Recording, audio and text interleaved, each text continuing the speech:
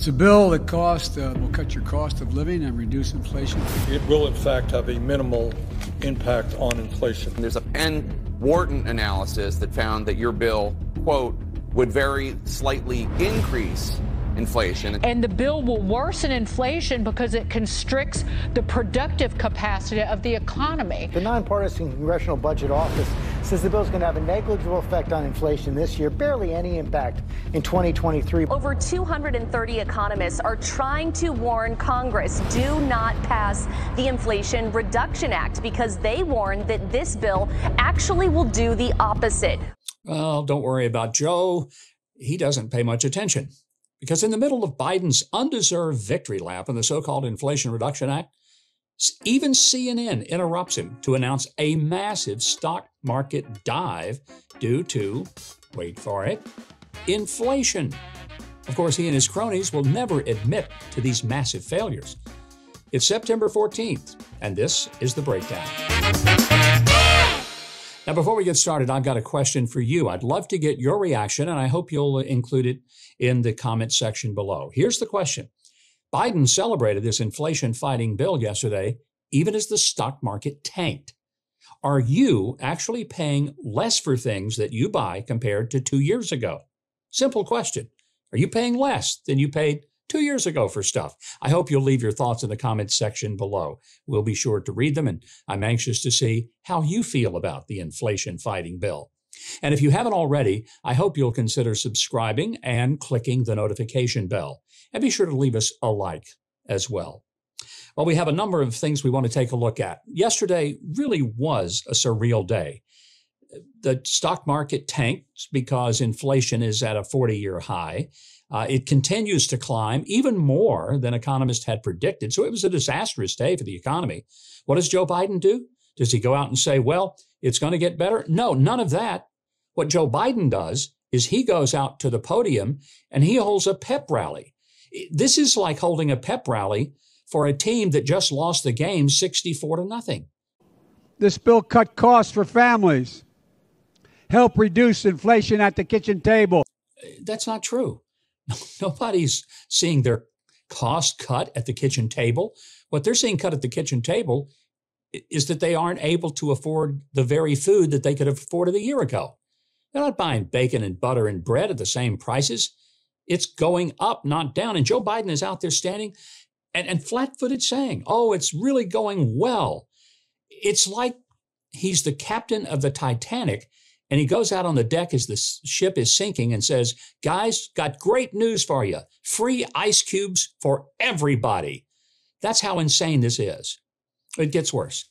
Biden, as he's speaking, in the middle of his speech, of all networks, CNN says there is this unfortunate split screen, and what he's looking at is the Dow taking a total beating.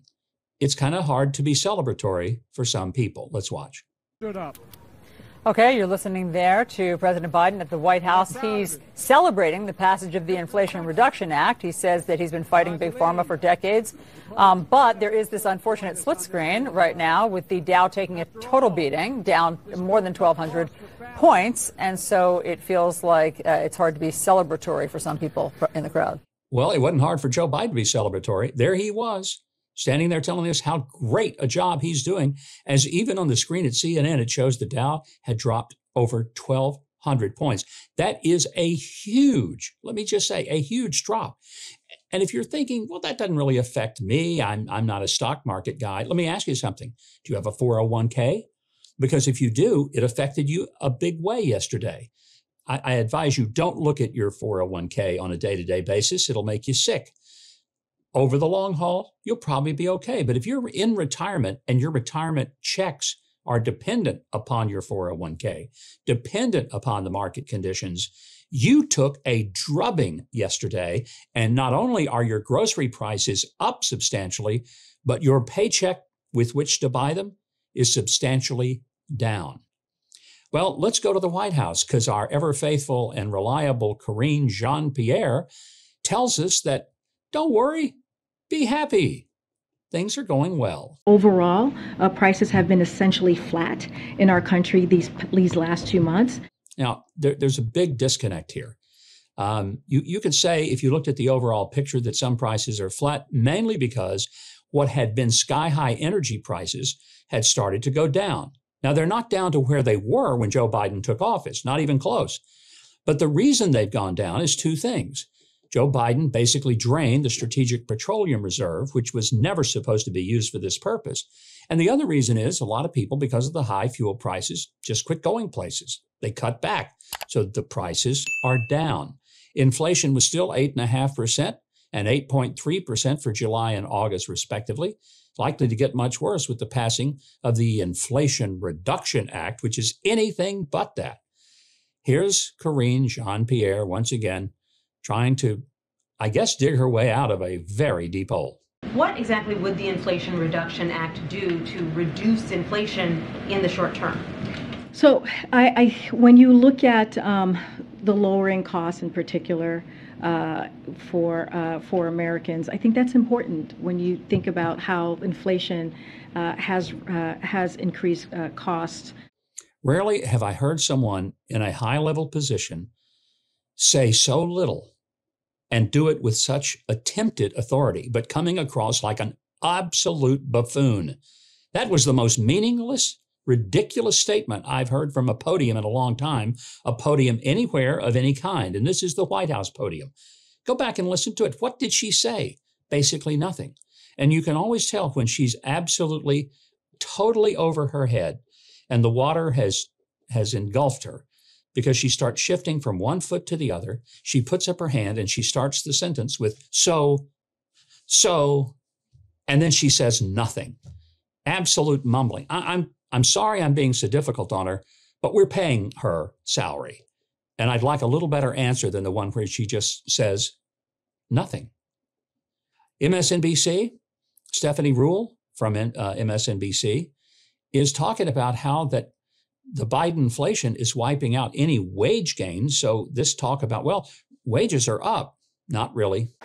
It sure is, Jose, and that's why people are so frustrated right now. Things like eggs, milk, butter, you've got to buy those things every week to keep your family in good shape. And the fact that they're up that much, even though wages are up, they're simply not up in line. And you could be saying, hey, I got this raise. Your raise means nothing if you had to spend it all on milk, eggs, and bacon.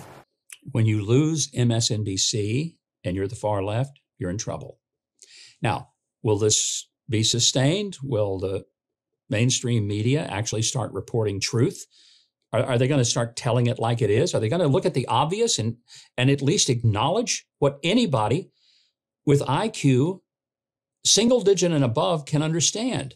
The economy is in trouble, and it's because Joe Biden opened the hood of the car. He stuck his hands up under there and he disconnected stuff. And that's why it won't run. And I don't know why in the world this is so hard. Anybody should be able to see this. Now, what about families and how they're dealing with it? I think the most disturbing thing that I've heard is that there are Americans who are actually starting to put their groceries, for all practical purposes, on a layaway plan. In other words, you buy now, but you're going to pay later for food. This has disastrous consequences long term, but that's where people are. Let's watch. The cost of eggs up 40% since last year. The cost of butter up about 30% since last year. And you look at deli meat and bread, you're going up about 18% from last year. So that means increased grocery bills for families, and some of them turning to these buy now, pay later programs to essentially finance those grocery bills that allows them to pay in installments instead of paying that one large bill all at once. You know, it used to be you used a layaway plan. You'd buy some of your kids' Christmas gifts on layaway. You'd make sure that they're going to get the doll or the football or whatever, and you'd put a down payment. You'd pay a little bit, and over the course of the time, then you'd get that item just in time for Christmas. I guess that's what people are going to do at their Christmas feast this year. However, the feast may consist of a peanut butter and jelly sandwich. To that, we would say, thank you, Joe. Thanks for watching. I hope you'll consider very much subscribing to the channel and clicking the notification bell below, and be sure to leave a like and share your answers in the comment section to the question that we posed earlier. Are you actually paying less for things that you buy compared to 2 years ago? I'd like a personal response on that, how it's affecting you. Be sure to tune in to live this Friday on our live stream at 1:30 p.m. I'll answer, that's 1:30 Central. I'll be answering all of the tough questions that you may want to throw our way. And if you want more of my news analysis and commentary, be sure to sign up for my newsletter at MikeHuckabee.com. Doesn't cost you anything. It's free. Comes to your email inbox twice a day. That's going to do it for this edition of The Breakdown. I'm Mike Huckabee.